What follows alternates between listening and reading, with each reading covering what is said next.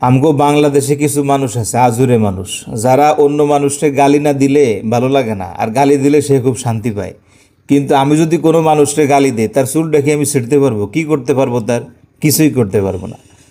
গতকাল একটা পোস্ট করেছে সময় টেলিভিশন, এখন থেকে 15 ঘন্টা আগে। আমার এখনও সময় হলো 11টা, একদম 11টা 21শে সেপ্টেম্বর। এখন থেকে 15 ঘন্টা আগে সময় টেলিভিশন একটা পোস্ট করছে, এটা হলো হেফাজতের আমিরকে নিয়ে। ভালোভাবে দেখেন, হেফাজতের আমিরকে নিয়ে একটা পোস্ট করছে। তো এই পোস্টে থাম্বনেলে লেখছে যে বেহেস্তের গ্যারান্টি জামাতে আমির।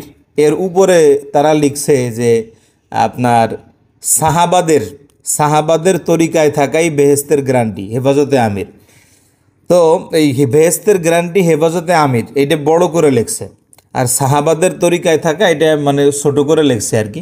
তা আমি ভিডিওটা দেখলাম গতকালকে, দেখার পরে এখানে দেখলাম যে অসংখ্য মানুষ মনে করেন কমেন্ট করছে হেফাজতে আমিরকে নিয়ে আপনার খারাপ ব্যাড মন্তব্য করছে।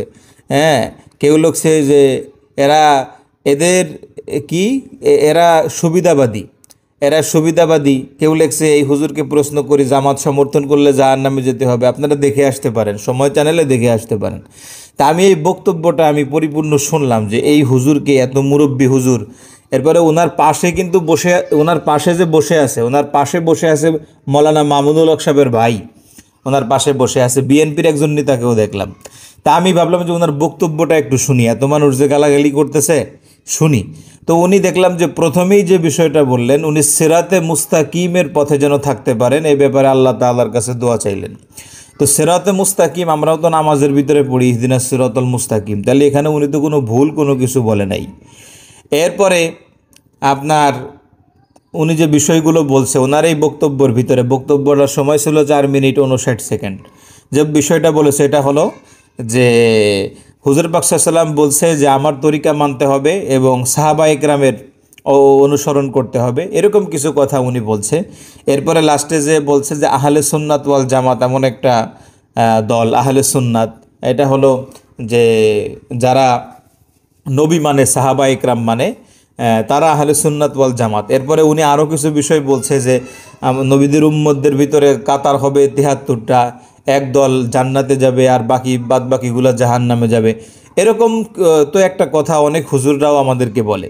তো এই বিষয়গুলো তো উনি খারাপ কোনো কিছু বলে নাই, না এখানে উনি কোনো জামাতের নাম বলছে, না এখানে কোনো আহলে হাদিসের নাম বলছে, না ওনার পাশে কিন্তু অসংখ্য উলামা একরাম রয়েছে যেটা দেখতে পাচ্ছি। তো এইগুলো বলার কারণে এই মুরব্বিরে মানে কমেন্টে দেখলাম সম্ভবত উনি জামাত ইসলামের আমির। তো এখানে ওনার পক্ষেও অনেকজনে কথা বলছে, হুজুর সত্য বলেছেন, কিন্তু তিতা হয় মুনাফিকদের কাছে। এখন ওনার পক্ষে বা বিপক্ষে যে কমেন্টগুলো করছে বা মানুষ বলছে, এটা নিয়ে আমার কোনো কথা না।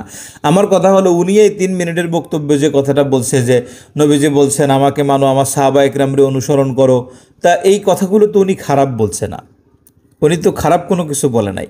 তো একজন ব্যক্তি যদি খারাপ না বলেন, এত একজন বয়োবৃদ্ধ আলেম মুরব্বী, তার বিরুদ্ধেও মনে করেন মানুষ লেগে গেছে, নানামুখী সমালোচনা মানুষ করতেছে।